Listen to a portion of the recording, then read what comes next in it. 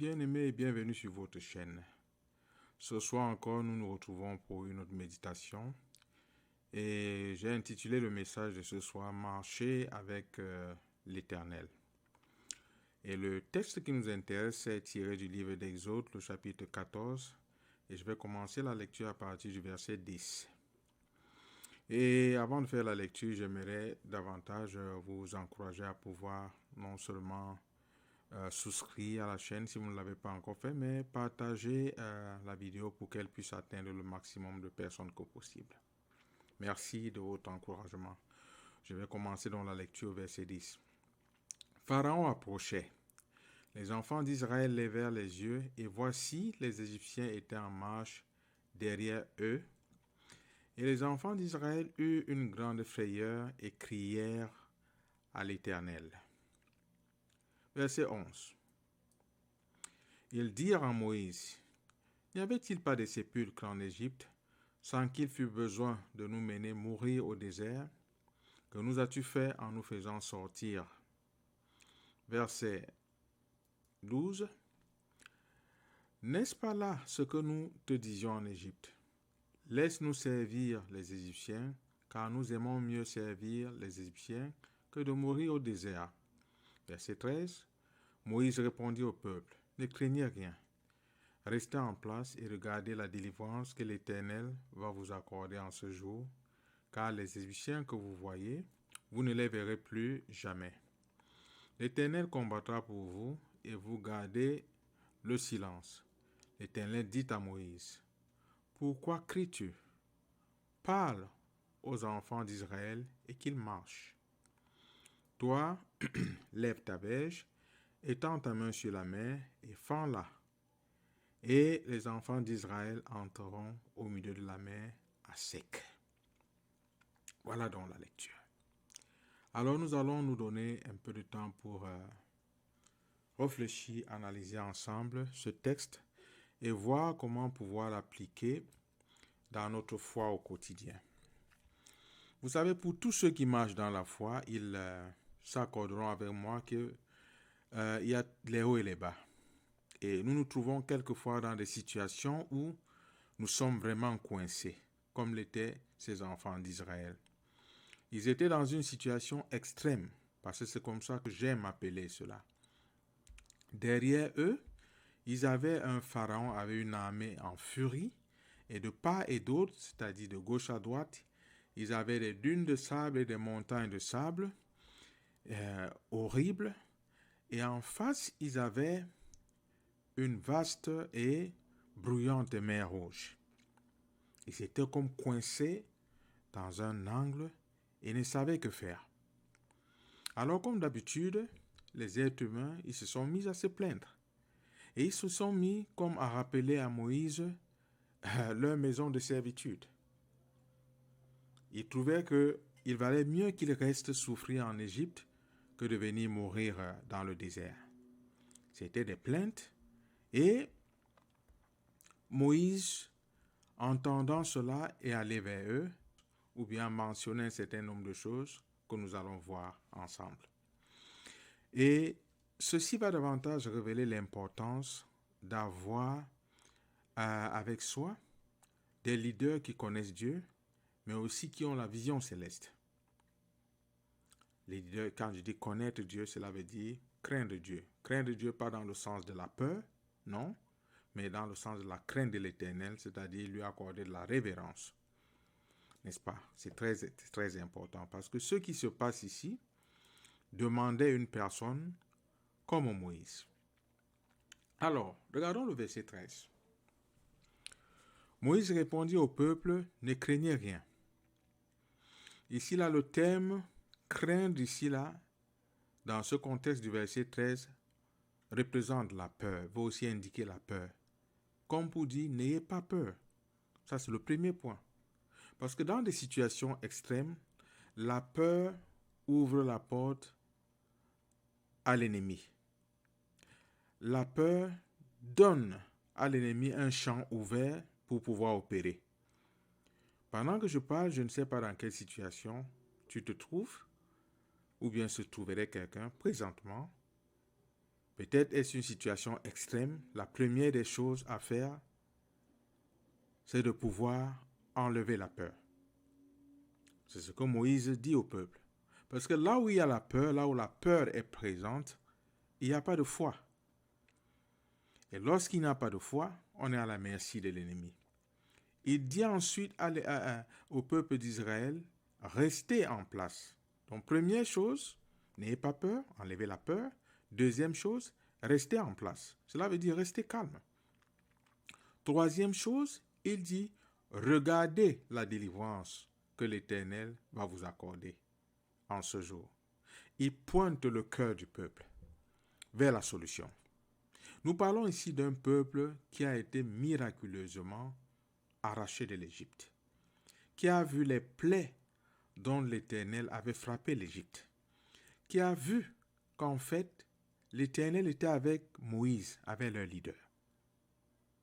Donc lorsque Moïse vient leur parler ici, là, c'est en s'appuyant sur un CV comme celui-là. Il leur dit, premièrement, n'ayez pas peur. Deuxièmement, restez calme. Troisièmement, regardez. Levez les yeux, regardez. Ne regardez pas comme pour voir votre défaite et votre mort. Non, personne ne mourra ici, du moins pour l'instant.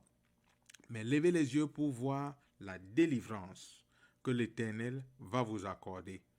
Pas demain, mais en ce jour. Car les Égyptiens que vous voyez aujourd'hui, vous ne les verrez plus jamais. Car cette situation critique qui te fait trembler, qui te fait te dire que c'est fini pour toi, que ça en est terminé, tu ne la verras plus. Comme elle est venue, elle partira, tu ne la verras plus. Voilà comment un leader qui connaît Dieu rassure le peuple qu'il conduit. Ceci est valable pour les églises, ceci est valable aussi pour les foyers. Il est important que le leader, il est important que le pasteur, il est important que l'époux puisse non seulement connaître Dieu, avoir un témoignage avec Dieu, mais puisse avoir aussi la vision céleste. Parce que c'est dans la vision céleste qu'on trouve la solution. N'est-ce pas?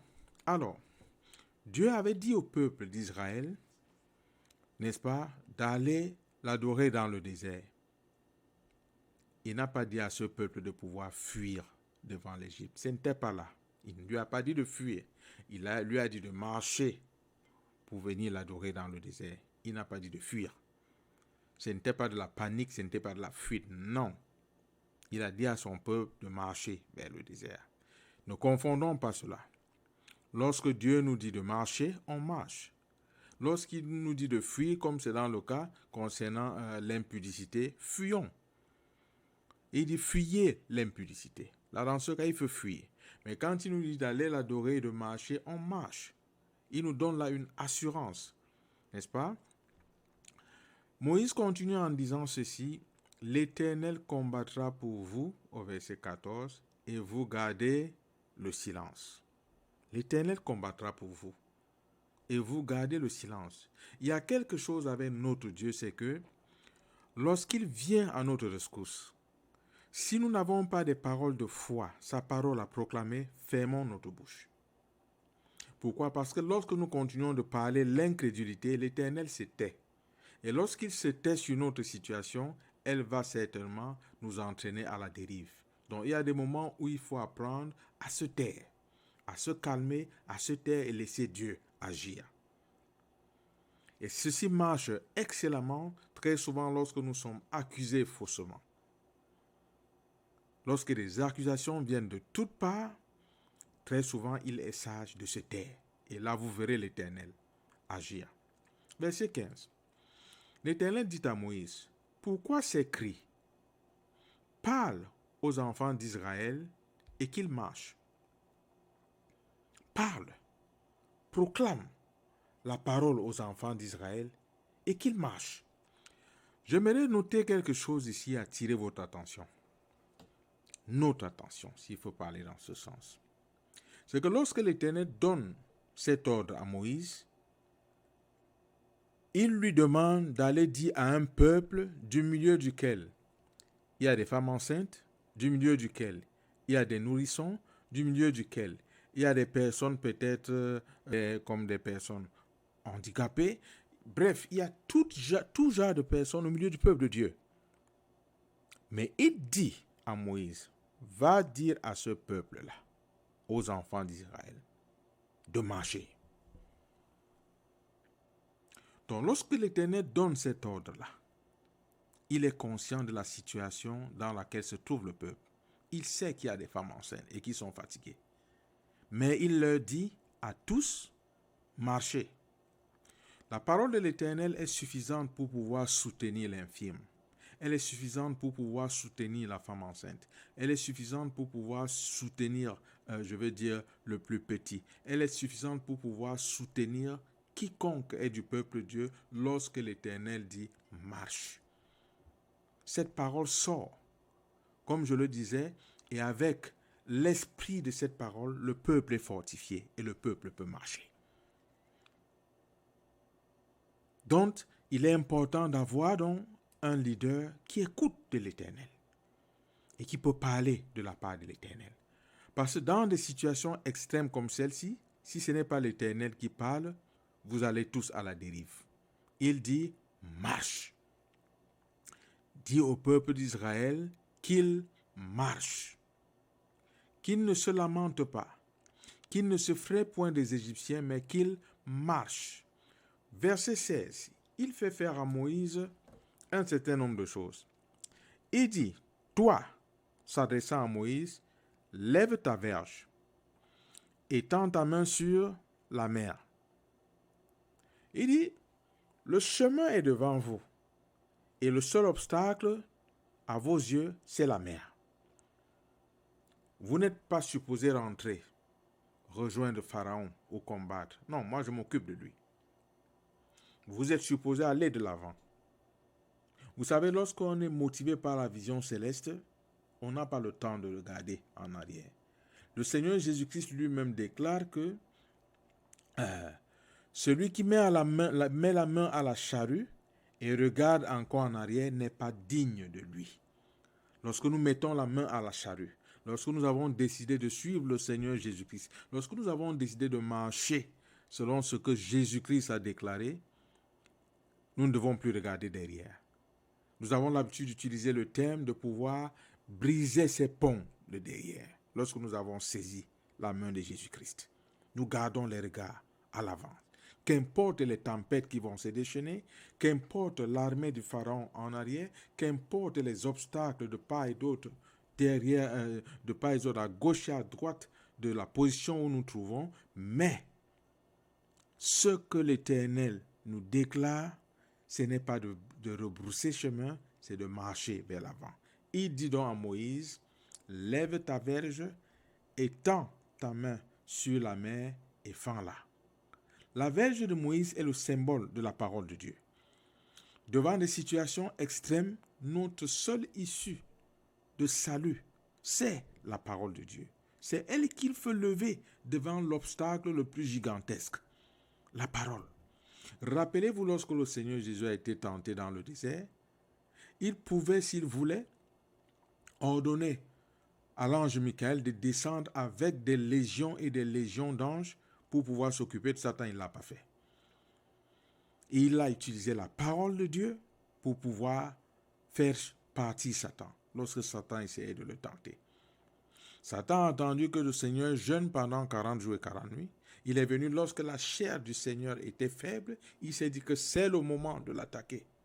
Il a proposé du pain. Il a ensuite proposé toutes les gloires de ce monde. Et il a proposé de lui donner, n'est-ce pas, toutes ces choses si jamais il l'adorait. Mais le Seigneur s'est servi de la parole. Il est écrit. Nous devons fonder notre espérance sur la parole de Dieu lorsque nous sommes assaillis par des situations extrêmes, comme c'était le cas ici. Il dit à Moïse, lève ta verge. Ce n'est pas le temps de pouvoir rabaisser la parole, n'est-ce pas, dans son cœur, ou d'être intimidé par ces obstacles et se dire, est-ce que cette parole du Seigneur va marcher pour moi? Non, la parole du Seigneur marche. Elle marche lorsque nous lui faisons confiance. Et c'est dans des situations extrêmes que nous devons davantage nous appuyer sur la parole de Dieu. La confesser. Si nous ne voyons rien se manifester de nos yeux, fermons nos yeux mais continuons à confesser la parole. Confessons la parole. Déclarons-la sur notre situation, sur cette situation qui vient et qui semble carrément être une situation extrême et impossible. Il n'y a rien qui soit trop difficile devant la parole de l'Éternel. C'est elle qui a créé toutes choses et c'est elle aussi qui peut pouvoir ordonner à toutes choses de se décanter au-devant de nous. Ce ne sont pas nos cris, ce ne sont pas nos lamentations. Quelquefois, le Seigneur fera que ses serviteurs soient suffisamment coincés et qu'il n'y ait aucun moyen d'avoir aucune aide, ni d'un ami, ni d'un confrère, ni même d'une personne de la même famille. Et il faudra reposer sur la parole de Dieu et voir la main de Dieu et voir la délivrance de l'Éternel. Il dit donc, lève ta verge, lève-la, n'est-ce pas? L'étendard de la parole doit être élevé et tends ta main, n'est-ce pas, sur la mer, tends ta main sur la mer et fends-la. C'est quelque chose que Moïse n'avait jamais fait, mais à l'instant lui-même était dans une école où l'application se faisait immédiatement. Il l'a appliqué. Plusieurs situations dans lesquelles vous vous trouverez en tant que serviteur de Dieu, vous ne l'aurez pas apprise, n'est-ce pas, appris à la contourner dans une école de théologie ou dans un centre de formation biblique ou dans quelque milieu que ce soit, mais à l'instant même l'Éternel vous enseignera comment pouvoir vous tirer de cette situation. Raison pour laquelle nous disons à chaque fois, il faut communier, développer sa communion avec l'Éternel pour être sensible et savoir le moment venu ce que Dieu voudrait que nous fassions devant des situations spécifiques. La solution qu'il nous donnerait devant des situations spécifiques pour pouvoir la vaincre. Pour le cas d'espèce, il a dit à Moïse, lève la verge. Deuxièmement, étends ta main sur la mer. Troisièmement, fends-la. Et les enfants d'Israël entreront au milieu de la mer à sec. Je vais souligner un dernier point. Lorsque la mer s'est fendue et que les enfants d'Israël voyaient le sec, c'est-à-dire le fond de la mer, chacun de ces enfants d'Israël était libre de suivre l'ordre de Moïse, qui venait d'ailleurs de l'Éternel, et de marcher sur le sec et traverser la mer, ou d'entrer dans la philosophie, comme plusieurs aujourd'hui, commencer à analyser comment une mer peut se fendre, comment et rester en arrière. Chacun était libre. Donc même pour pouvoir traverser cette mer à sec, il fallait encore de la foi. Voyez-vous, nous croyons au Seigneur Jésus-Christ par la foi, et tout au long de notre marche, c'est avec la foi, et tout va s'achever dans la foi. La parole de Dieu, c'est la parole de foi. Elle ne marche aussi qu'avec la foi. Raison pour laquelle il faut toujours faire confiance en l'Éternel. Croire et continuer de croire. Donc les enfants d'Israël étaient libres, soit de pouvoir suivre simplement l'ordre de l'Éternel, soit d'entrer dans la philosophie et de se faire rattraper par les Égyptiens. Mais gloire à Dieu, tous ont suivi. Il n'est rapporté nulle part que quelques-uns étaient restés en arrière. Ils ont suivi l'Éternel. Dans ta situation extrême, qu'est-ce que tu fais? Ça peut être dans une église. Alors je vous dirais qu'il est important que vous ayez un dirigeant qui connaît l'Éternel, qui a une vision, qui entend de l'Éternel. Si c'est dans ta situation, dans ta famille, il est important que tu apprennes à pouvoir connaître l'Éternel, chercher l'Éternel, entendre de l'Éternel. Mais à la fin de la journée, il faut reposer sur la parole devant ta situation. L'Éternel ne déçoit jamais, il n'a jamais déçu personne. Et pour tous ceux qui croient en lui, il leur prouve toujours qu'il est Dieu pour les délivrer. N'est-ce pas? Reposons sur l'Éternel. Lèvons-nous et marchons. Arrêtons les cris, arrêtons les lamentations. Levons-nous tout simplement et marchons. Et glorifions l'Éternel en manifestant la foi en lui. Je vais vous laisser sur ces mots et j'espère que ceci aidera quelqu'un à pouvoir se tenir sur l'Éternel et à ne pas avoir peur. Ne pas avoir peur. Le Seigneur Jésus a vaincu l'ennemi. Et cette victoire, il nous l'a donnée. Sachons en faire bon usage. en reposant sur le Seigneur Jésus, en lui faisant confiance. C'est lui qui a déclaré qu'il ne nous délaisserait point, qu'il ne nous abandonnerait point. Le Seigneur Jésus ne parle pas en l'air. Ce qu'il dit, il l'accomplit toujours. Sur ce, je vous dis shalom bien-aimés et je vous demande une fois encore de pouvoir partager cette petite exhortation et de pouvoir souscrire si vous ne l'avez pas encore fait et encourager quelques autres personnes à le faire davantage prochainement. Que le Seigneur vous bénisse. Shalom.